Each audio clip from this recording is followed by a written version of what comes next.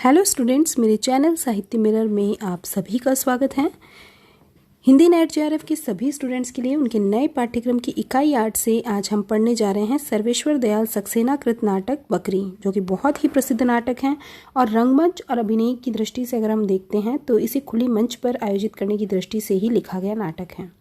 हम अब नाटक के महत्वपूर्ण तथ्यों की ओर आते हैं। जैसा कि हर एक नाटक में हमने सबसे पहले महत्वपूर्ण तथ्यों को जाना है, तो महत्वपूर्ण या स्मरणीय तथ्य जो हैं, जो परीक्षा में आने योग्य हैं, उनको हम देखते हैं। सर्वेश्वर दयाल सक्सेना की बहुचर्चित, बहुमंचित और आधुनिक नाट्यकृति बकरी का रचना काल है 1974 ईस्वी। बकरी जो है नाटक, वो लेखन क्रम में सक्सेना जी का दूसरा नाटक है और प्रकाशन क्रम में पहला नाटक है। और हम इनके प्रकाशन के क्रम के कौन कौन से नाटक हैं उन सभी को जानेंगे। तो सर्वेश्वर दयाल सक्सेना जी के संपूर्ण नाटक इस प्रकार हैं। पहला नाटक है बकरी, जो 1974 में प्रकाशित हुआ है। दूसरा लड़ाई, जो 1989 में प्रकाशित हुआ है। अब गरीबी हटाओ 1981 में प्रकाशित हुआ है। और कल भात आएगा तथा हवालात जो है वो एकांकी नाटक हैं, 1989 में मंचित किया गया है। और रूपमती, बाज बहादुर और होरी धूप मचोरी, जिसका मंचन 1976 ईस्वी में हुआ है। तो इस प्रकार से उनके ये 5 नाटक हैं, जिसमें एकांकी नाटक है 2 और इनका मंचन हुआ है। और बकरी नाटक जो है वो तो बहुत ही प्रसिद्ध है, ये आप सभी जानते होंगे। सर्वेश्वर दयाल सक्सेना जी ने इस नाटक में अंकों की संख्या रखी है 2, और अंकों की संख्या 2 है। साथ ही प्रत्येक अंक में 3 दृश्य हैं, अतः दृश्यों की संख्या हुई 6, यानी हर एक अंक में 3 दृश्य और इन 2 अंकों में 3-3 दृश्यों की 6 दृश्यों की रचना है ये। सर्वेश्वर दयाल सक्सेना जी को इस नाटक को लिखने की प्रेरणा जो है वो इब्राहिम अलका से मिली थी। एक्चुअल में जो बात हुई थी वो ये हुई थी कि नाटक के बारे में भूमिका में वे लिख रहे हैं इस बात को कि यह नाटक इब्राहिम अलका जी के साथ इस बातचीत के बाद लिखा गया था कि हिंदी में आम आदमी का समसामयिक नाटक नहीं है। जब ये बात उनके जहन में आई कि हिंदी में आम आदमी का कोई समसामयिक नाटक नहीं लिखा गया है, तो उन्होंने बकरी नाटक लिखने की प्रेरणा उन्हें मिली। और इब्राहिम अलका से बात करते हुए उन्हें ये प्रेरणा मिली और उन्होंने इस नाटक को लिखा। त्रिवेणी कला संगम नई दिल्ली की उद्यान रंगशाला में जननाट्य मंच द्वारा इस नाटक की प्रथम प्रस्तुति हुई थी। ये बहुत बहुत इम्पॉर्टेंट है, इसे आप ध्यान से देख लीजिएगा। त्रिवेणी कला संगम नई दिल्ली में की जो उद्यान रंगशाला है ना, ये इस तरह के प्रश्न पूछे भी जाते हैं। तो जननाट्य मंच जो है, उस शाला में जननाट्य मंच द्वारा ही इस नाटक की प्रथम प्रस्तुति की गई थी। आगे हम बात करते हैं अगर और महत्वपूर्ण तथ्यों की, तो अब तक इस नाटक का मंचन ब्रजभाषा, कुमाऊनी, गुजराती, कन्नड़, उड़िया और छत्तीसगढ़ी भाषाओं में हो चुका है। यानी इतनी भाषाओं में, करीब करीब कई सारी भाषाओं में इस नाटक का मंचन हो चुका है। आपातकाल में इस नाटक का प्रदर्शन बंद हो गया था तथा मॉरिशस में इस नाटक के खेलने पर प्रतिबंध लग गया था। ये भी आपको जानना ज़रूरी है, क्योंकि इस तरह के प्रश्न भी पूछे जा सकते हैं। तो यहाँ पर आपातकाल जब हुआ था तब इस नाटक का प्रदर्शन बंद हुआ था, नहीं तो इसका प्रदर्शन हर एक मंच पर हो चुका था। कई सारे मंचों पर ये प्रदर्शित हो चुकी थी रचना। जैसे ही लिखी गई वैसे ही इसका मंचन प्रारंभ हो गया था, लेकिन मॉरिशस में इससे खेलने पर प्रतिबंध लग गया था। शिल्प की दृष्टि से बकरी नाटक नौटंकी शैली का नाटक कहा जाता है और इसका शिल्प जो है वो लोचपूर्ण है। इसे विद्वानों ने टोटल थिएटर शैली का नाटक कहा है, यानी थिएटर को ध्यान में रखते हुए ही इस नाटक को लिखा गया है, इसीलिए विद्वानों ने इसे टोटल थिएटर शैली का नाटक कहा है। भाषा की दृष्टि से बात करें तो बकरी नाटक में हमें 3 भाषा रूप मिलते हैं। ये बहुत बहुत इंपॉर्टेंट है। 3 भाषा रूप कौन कौन से हैं? शुद्ध परिनिष्ठित खड़ी बोली, सरल व्यावहारिक और स्वाभाविक जनभाषा और लोक भाषा। तीनों ही रूप इस बकरी नाटक में हमें देखने को मिलते हैं। साथ ही अगर हम बात करते हैं बकरी नाटक की कथा वस्तु की, तो देखिए मैं आपको हर वीडियो में ये समझाती हूँ। थोड़ा सा कथा वस्तु मैं आपको इसलिए बताती हूँ क्योंकि हम पात्र योजना पढ़ रहे हैं, उद्देश्य और कथ्य पढ़ रहे हैं, हम इसके महत्वपूर्ण तथ्यों को जान रहे हैं। लेकिन अगर कथा वस्तु हमें नहीं पता है तो प्रश्नों के उत्तर, अगर आपके ऑब्जेक्टिव में भी प्रश्नों के उत्तर क्या नहीं है, क्या हैं, तो उलझुल इस तरह के प्रश्न अगर कहीं से उलझ जाते हैं प्रश्नों में, तो आपको करने में आसानी रहेगी। कथा वस्तु को तो जानना जरूरी होता ही है। आम जनता की पीड़ा सर्वेश्वर दयाल सक्सेना ने बकरी की नाटक के माध्यम से आम जनता की पीड़ा को बताया है। अन्याय, शोषण, भ्रष्टाचार और समकालीन राजनीति की कुरूपता को रेखांकित करने वाली ये नाट्यकृति जो है, इसका ताना बाना दुर्जन सिंह, कर्मवीर और सत्यवीर नाम के 3 डकैत पात्रों से बुनी गई हैं।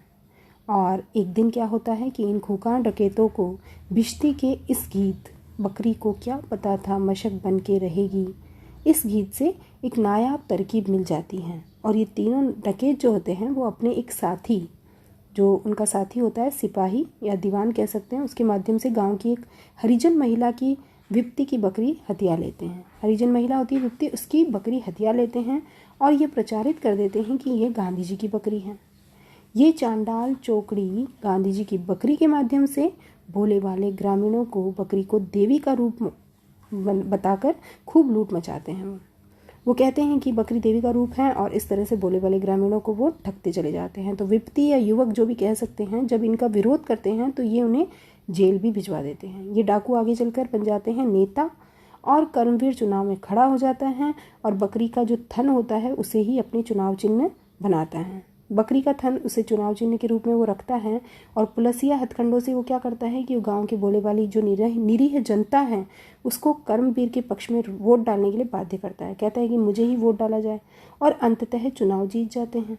चुनाव जीतने के उपरांत ये शाकाहारी भोज का आयोजन करते हैं और इसमें बकरी को हलाल किया जाता है।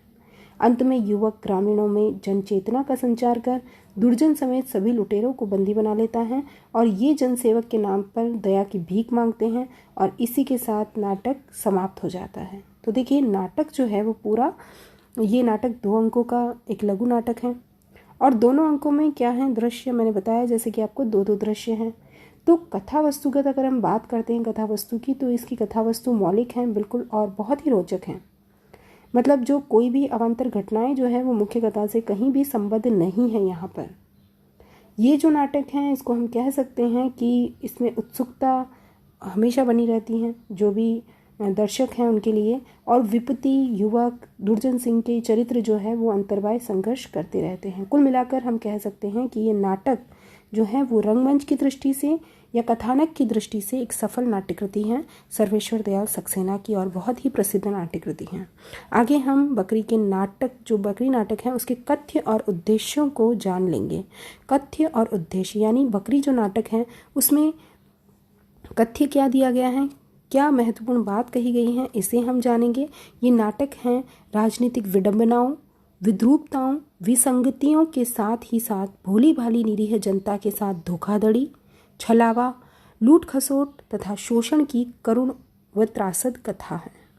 ये है बकरी नाटक का मूल कथ्य। और उद्देश्य की अगर हम बात करते हैं तो इस नाटक का उद्देश्य समकालीन जिंदगी और राजनीतिक क्षेत्र में, मतलब उस समय की जो जिंदगी है और उस समय का जो राजनीतिक क्षेत्र है उसमें जो व्याप्त भ्रष्टाचार हैं, अन्याय हैं, शोषण, छलावा, हथकंडे हैं और नेताओं के दोगले चेहरे हैं, उन सभी को बेनकाब कर गांधीवादी नकली मुखौटे से आवाम को परिचित कराकर जन चेतना विकसित करना ही इस नाटक का महत्वपूर्ण उद्देश्य है। इसे आप स्क्रीनशॉट ले सकते हैं, चाहे तो आप इसे याद कर सकते हैं, क्योंकि कथ्य और उद्देश्य आपके लिए महत्वपूर्ण हो जाता है। अगर आपने नाटक को पूरा नहीं पढ़ा है, मेरा ही वीडियो देखकर आप पढ़ रहे हैं, चाह रहे हैं, तो उसकी कथा वस्तु को अगर आपने जान लिया है तो कथ्य और उद्देश्य को जानना भी ज़रूरी हो जाता है। आगे हम जानना चाहेंगे पात्र योजना को, क्योंकि पात्रों को कैसे दिया गया है। इसमें पात्र और चरित्र चित्रण की दृष्टि से बकरी नाटक में निम्नांकित पात्रों का चयन किया गया है। कौन कौन से हैं वो पात्र देखिए। नट, नटी, भिश्ती, दुर्जन सिंह, कर्मवीर, सत्यवीर, सिपाही, विपत्ति, युवक, काका काकी, चाचा चाची, राम, एक ग्रामीण है और दूसरा ग्रामीण है। ये 15 जो है पात्राएं हैं, लेकिन 15 पात्रों के अंदर जो मुख्य पात्र हैं वो कैसे हैं, तो बकरी नाटक के प्रमुख जो पात्र हैं उसमें दुर्जन सिंह, कर्मवीर और सत्यवीर हैं। ये कभी खूंखार डकैत थे। इनके माध्यम से नाटककार ने डाकू के पेशे से राजनीति के क्षेत्र में प्रवेश करने वाले राजनीतिज्ञों को प्रतिनिधित्व प्रदान किया है। ये बहुत बहुत महत्वपूर्ण है आपके लिए कि इस नाटक में जो सर्वेश्वर दयाल सक्सेना जी हैं उन्होंने डाकू के पेशे से राजनीति के क्षेत्र में जो प्रवेश करते हैं ऐसे राजनीतिक की जो है उन पर करारा व्यंग किया है, उन राजनीतिज्ञों को प्रतिनिधित्व प्रदान किया है इसमें। और ये नाटक जो है इस तरह से लिखा गया है। तो मैं आपको सजेस्ट करूँगी कि अगर आपने इस नाटक को नहीं पढ़ा है तो पूरा नाटक पढ़ें। प्रति को अगर आपको प्रति मिलती हैं कहीं तो उसे ज़रूर पढ़ें, और अगर आप महत्वपूर्ण तथ्यों को देखेंगे तो प्रश्न वहीं से बनेंगे। वीडियो को अंत तक देखने के लिए आपका बहुत बहुत धन्यवाद। और चैनल को सब्सक्राइब नहीं किया है तो साहित्य मिरर चैनल को ज़रूर से सब्सक्राइब कर लें, बेल आइकन प्रेस करें ताकि मेरे आने वाले सभी वीडियो के नोटिफिकेशंस आपको समय समय पर मिलें। और वीडियो अगर पसंद आया है तो इसे लाइक शेयर ज़रूर करें। वीडियो को अंत तक देखने के लिए आपका बहुत बहुत धन्यवाद।